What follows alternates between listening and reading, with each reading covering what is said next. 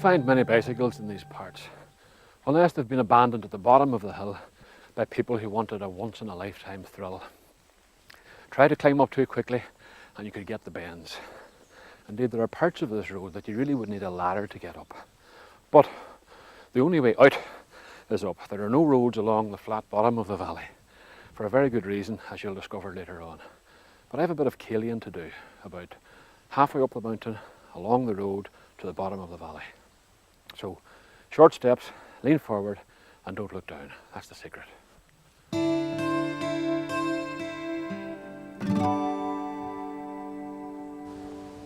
Now the climb was worth it because this is what you can see. If you've ever driven from Newton Stewart or Strabane across the Sperrin Mountains to Draperstown, then you'll know this place. This is the Glenelly Valley in County Tyrone, and that's the Glenelly River, making its harmless looking but not to be trusted way along the floor down there.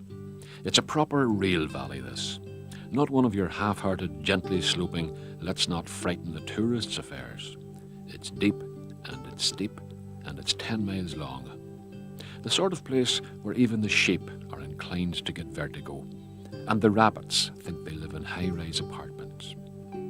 Now up here at the wild end of the valley are all these mysterious little roads which meander up the mountainside and get lost in the bog. But this road, clinging to the side, goes all the way to the bottom of the valley and the town of Plumbridge. Now, I'll get to Plumbridge by and by, but first, a quick orientation, courtesy of Joe McGurk. If you want to get the most out of a place, then you're best to acquaint yourself with the people. Find out what you can about their little quirks and oddities. Joe here is filling me in on the ancient and honourable Glenelly tradition of distinctive names. And this townland, that's the only way I can explain it really to you know. This townland here, you've got the McGarveys, McCullers and the McBrides. So we'll just start up at the top of the townland. You've got Hughie McGarvey. Now his nickname, or what we might or you might call it a nickname, we called it a distinctive name, is Hughie James Hughie. James Hughie. Hughie James Hughie. Hughie James Hughie. So in other words, if you're an Englishman come along and says, I'd like to talk to Hugh James Hugh, right? We wouldn't know who that man was, but if you said Hughie James Hughie, we would know your man. Hughie James Hughie. Hughie James Hughie. And his father was called James, and his father before that was called Hugh. And ended up the third generation was called Hugh again. You'll come back to Hugh. All the people around here would call their, I would say, eldest son the same name as their father, or maybe a name beside it. You know, just someone, Hugh and then James, right? So he'd be known as Hughie James. Then if that man had a son, would call him Hughie again. So then that ended up, that's how Hughie James Hughie got his name. I have an idea, I'm not so sure about it. I think that it was to save re-registering land. And that could be, you know, I hear people talking about that's only hearsay. But there could be a wee bit of truth So about the it. same name would stay in the deeds, in other words. And the same names would stay in the deeds, like, and I would know of cases, and people would second me in this, that there are families that the same names on deeds this last 5 centuries, or 5 generations, sorry, for 5 generations, because the same name of the older son was kept. And I think that was part of it. Others would be different. And there was just, I think, as far as names was in these townlands, I mean, Paddy and John and Mickey and Peter, you know, and Hughie and names like that, there was the general run-of-the-mill names. Good old Glen, Kiel, townland names, as we would call them, you know. Would you know all of the families of the entire length of the valley by their nicknames? No, I know every family, the nicknames. All top of Glen Kiel here, you've got Hugh they got McGarvey family, known as Hughie James Hughie. You got the McGarvey family, again, beside it. Johnny James John, no relation to Hughie, James Hughie. And then you had the Johnny Jamies. Now the Johnny Jamies, they were cousins of Hughie James Hughie's, you know, and they were called McGarvey also. Well, then you have got the McBrides, you've got Mickey Giannetti. And then you've got John Neddy. Now he's a brother of Mickey Giannetti's, but he's just called John Neddy. Because, and then you have the McConnells over here. They called him Francis Charlie McConnell, because his father was called Charlie. You've got John McGarvey down here, they called him John Mickey. And if you wanted a longer version, John Mickey Charlie. And John knows that's his name because his father was Mickey and his grandfather again was Charlie. 3 hours later, with every distinctive name in the place memorised, you head down the valley in a general Plumbridge direction, and you immediately notice another feature of this place. Bridges, lots of them. And that's because there are streams, lots of them.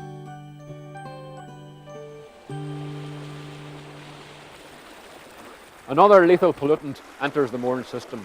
The fish will be turning belly up from here to Plumbridge. But this is what I call refreshment. Before the advent of the bridges, of course, everyone had to cross the river this way, at fording places. Dry feet, dry, warm, comfortable feet, are a phenomenon of the late 20th century. Now at the moment, this river is no more than a gentle stream, meandering its way lazily round the boulders. But believe it or not, this trickle of water can transform itself into a raging torrent with frightening suddenness.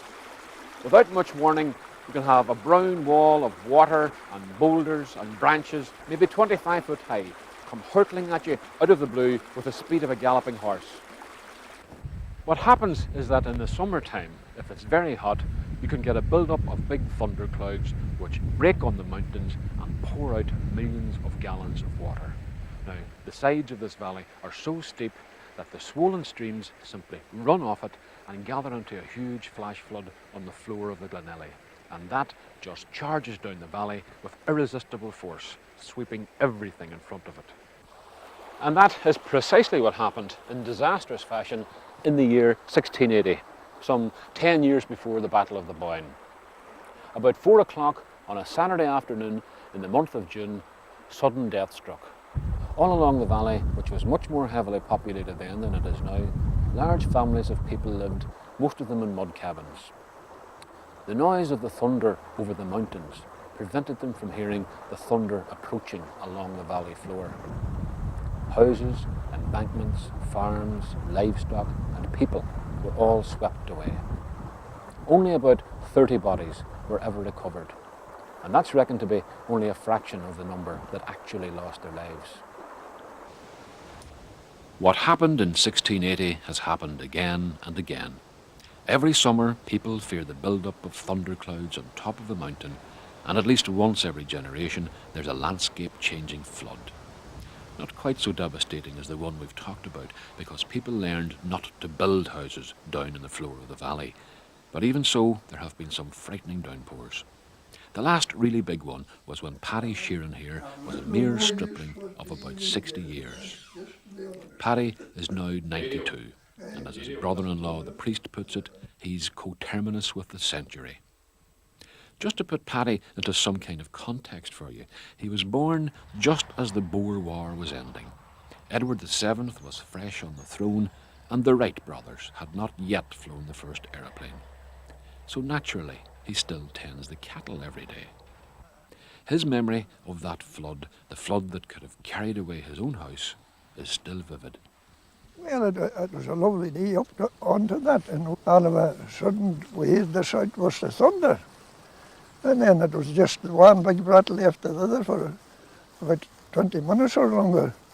And then the big drops of rain started to come. The drops of rain were as big as one of them would go down in the beginning, it was as big as a plate. Get big heavy drops and that encased and real downpour. You get terrified of it. And we run for the house and got into the house, and we were known in the house. We could hear the rattle of the boulders or the rocks coming down the glen.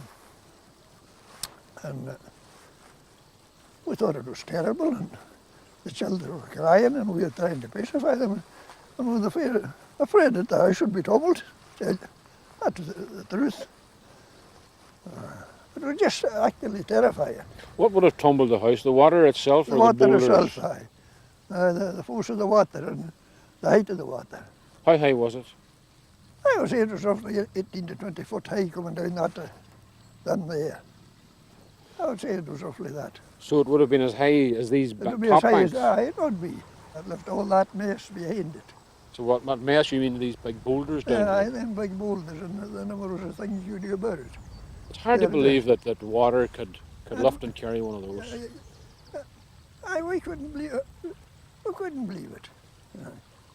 But it was a fact there wasn't a boulder or a rock or a thing to be seen there, only a wee narrow stream. And when it was all over, and we come up and looked at it,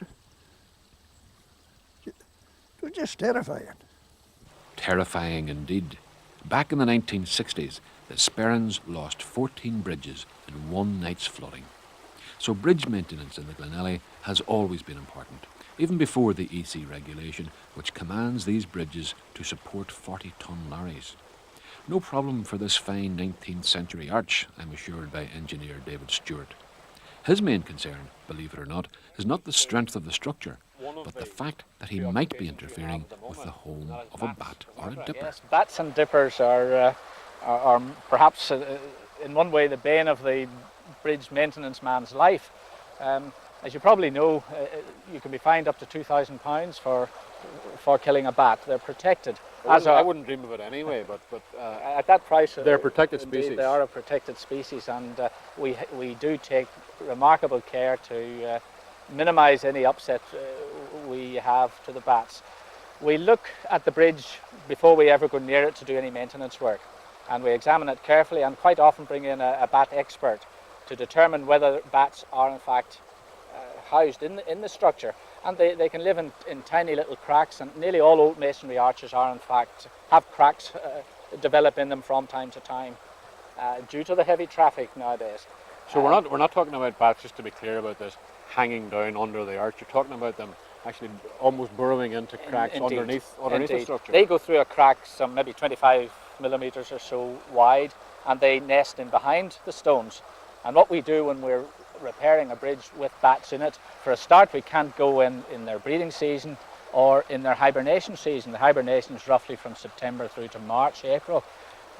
We repair those sort of bridges generally June, July, that sort of time, when the bats are out and can find other places while we are working on the structure.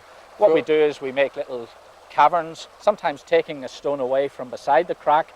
We mortar in the void behind, and then we replace the stone, leaving a crack for the bat to get into and leaving him a little void behind to breed and to live in. I'm sure the bat, regardless, has been very thoughtful. I'm sure they're delighted. Before this legislation came along, or before the legislation protecting bats came along, and bridge strengthening was still an ongoing thing, there must have been many a wee bat was entombed. Indeed, I'm afraid I would have to say that's the case, because it wasn't until maybe the early 80s that we began to appreciate the number of bats that there are in the province, particularly in the west of the province, Tyrone and Fermanagh, and we certainly have been pulling out all the stops since then. All our bridge maintenance folk are trained in how to identify where the bats are and in how to build in little refuges for them in all our masonry bridges. And of course the same goes for the dippers. Dippers are much more easy to work with in that they will fly away as the workmen are working during the day, and they come back at quitting time and nest again on the ledges as we are preparing them really for their nests. They need a slightly larger ledge, something around 100-150 millimetres, and they nest quite happily in that. Now, be honest, a busy executive who has to look after thousands of miles of roads and something like 7,000 bridges in the province, you were saying altogether, has to stop everything, hold everything back, just to allow for a bat to get his kip. That's exactly it. But mind you, is that not a bit frustrating at times? Well, it's not. Once you've held a little bat in your hand, and their fur, it reminded me of mink, and they're delightful little creatures. I think once you've seen one, there's absolutely no difficulty at all in doing all we can to keep them safe and to keep them probably in a drier house than they had before we arrived. And the workmen who actually work on these things are very aware of that as well. And absolutely, they're absolutely sold on the bats, and they are really very, very keen, and they have made quite some innovative ideas to develop these shapes by little folding wedges of wood where we can put it in mortar round and then take the wedges out and leave little ledges or little places for the bats. So the men have really come very much into that way of thinking. They don't knit wee jumpers for them in their spare time or anything like that? Well, they don't do it in department time anyway. What they do in the evenings, I wouldn't know. Personally, I think it's wonderful that the EC Bridge Strengthening Programme grinds to a halt for the sake of a bat. Quick checklist of the valley's other wildlife as seen on one short walk to Plumbridge. There's a hawk having caught a quick snack, a glimpse of what is definitely a buzzard. And here's a genuinely unexpected sight, a fox with some poor creature in its jaws, possibly one of these. Some teenage house martins eating their parents out of house and home. Look at that face. Seen it all before. Not impressed. The town of Plumbridge, nestling snugly in the trees at the foot of the Glenelly Valley. Opening for business. Must remember to ask for a small one. It's a pretty place, the Plum, and here's a man determined to keep it that way. This is Peter Conway, or Peter Addy to give him his distinctive name. Peter has the temperament of a saint, and I think he would need it come the autumn. That is a tricky job. That's a tricky job in autumn time. Because again, you get all these leaves up, big heaps, great big heaps, like heaps of hay. And the next thing, what drives past but a fast-moving car or a fast-moving truck. And all your work starts in vain. They blow every road down the road and up the road again. Before you know, you've nothing in the pile at all. You have to start back again and pray that you get all get up before ever any truck comes down the road again. Some drive slow, some drive pretty slow. They no one understand. And then you get the odd truck driving very fast to sort of give you the bad humour. But you'd be in bad humour at them going fast and the leaves all going every road after your bother. But as I say again, you keep it to yourself and say no. Well, do you think it's ignorance on their part, or do some of them do it with a wee bit of mischievousness perhaps about it? Oh, just full of mischief. You say you're Oh, full of mischief. Aye, full of mischief and devilment. That's how you live with the country. Full of devilment. You can't. No, that'll be all mischief and devilment to get you going. But I paid no attention to it. You're slow to get going.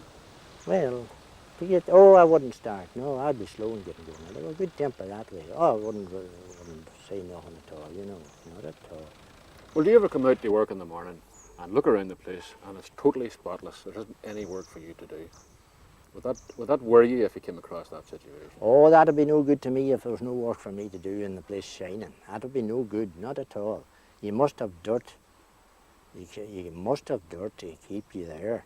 That'd be no good at all looking at a clean plate. Not at all. You must have dirt. That's why you can't condemn these people at all. They keep you in a job. Not at all. So you welcome the odd bit of litter? I do indeed. Oh, I do indeed. I don't criticise the litter at all. And you obviously take a pride in your work. Oh, I have a conceit in it. I have a pride in the job. You do the village of Cranna, way up the valley as I well? do Cranna too. That's my own native town, Cranna. That's a lovely wee town up there. It is. Very, very nice up there. I like my own town too, Cranna. I like Plumbridge, but I like Cranna. Very peaceful. Very, very peaceful. I live up behind the graveyard, the old graveyard in Cranna. And nothing's as nice on a summer's evening.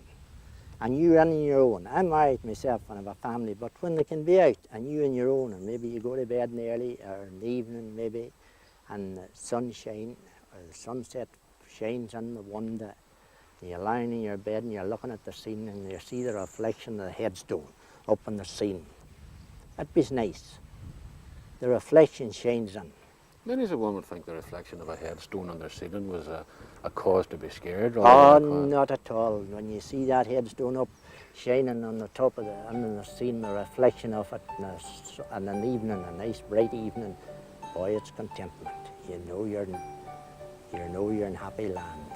Whatever Peter has, I hope it's infectious. This particular happy land of Plumbridge got its name in quite a curious fashion. And this is it. This is how the town got its name. They had just put the last stone in place to finish this much-needed bridge when two old fellas started debating its technical merits.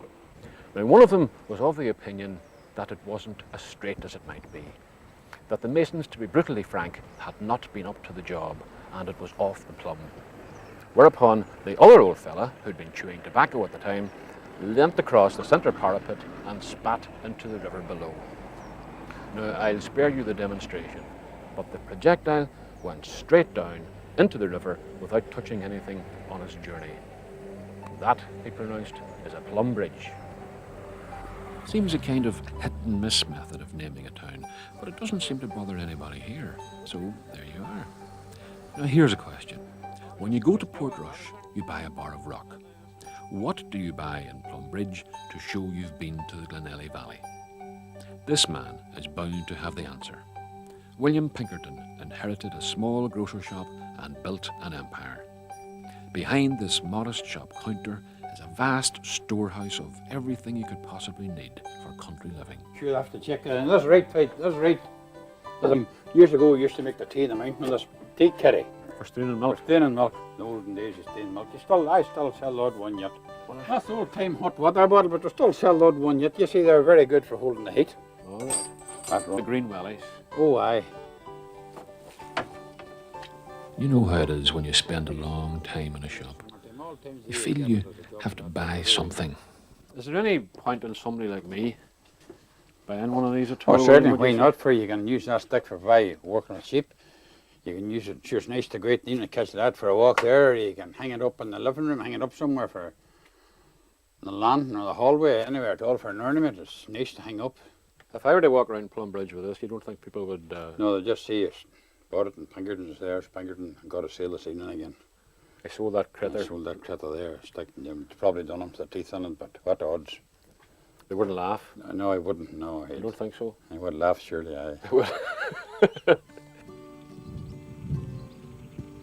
If you buy a bar of Rock and Portrush, at least you can eat it. What do you do with the shepherd's crook? Thankfully, as I make my way back up the Glenelly Valley, only the sheep are laughing. Sheep are big business here. Sheep marts, sheep shearing competitions. This is the waiting room, not a magazine in sight. And sheepdog trials. Paddy Joe Kearney here is an expert at that. Trouble is, he has one big handicap.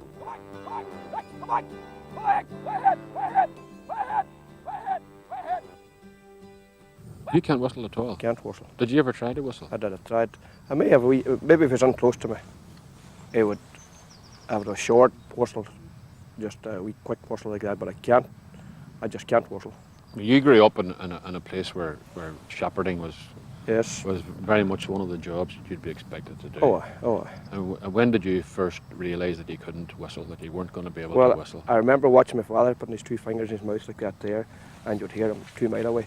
I watched him and I tried it, and all I could get was just a blow. I couldn't get a sound at all. And I see plenty of people doing different ways. I can't do that. And I can't do it. I bought the small dog whistle. No good. I just can't get it. I have bought myself a shepherd's crook. I mean, do you not feel the need to, whenever you're shouting at the dog, to lean on something? No, I haven't the patience. I couldn't stand in one place. I'm moving around. I couldn't. When I'm shouting at the dog, I'm moving back and forward. Right. With the dogs disappearing out of sight, so I just couldn't. I couldn't stand at the post for 5 minutes and lean on it, so I couldn't. That's what they do, really, isn't it? Yes, that's what they do. They lean on it. Yes, they lean on it. Is there a way of leaning on it There particularly? is mostly always. I don't know. Again, I haven't used it, but they seem to have an arc and leaning on the stick. Two hands? No, I don't think so. No, they more or less have a one under one arm, more or less. Yes, That's that's kind of more Long like John that's, Silver that's kind more of like thing? it there. Not and more like that, very relaxed looking. Right. That's more like it there. That's now. it? Yes, that's it. So all there. you need to do Yes. is stick the fingers All you have in to the do mouth. now is Hereby. get the collie and Right. a bit of practice and you'll be there.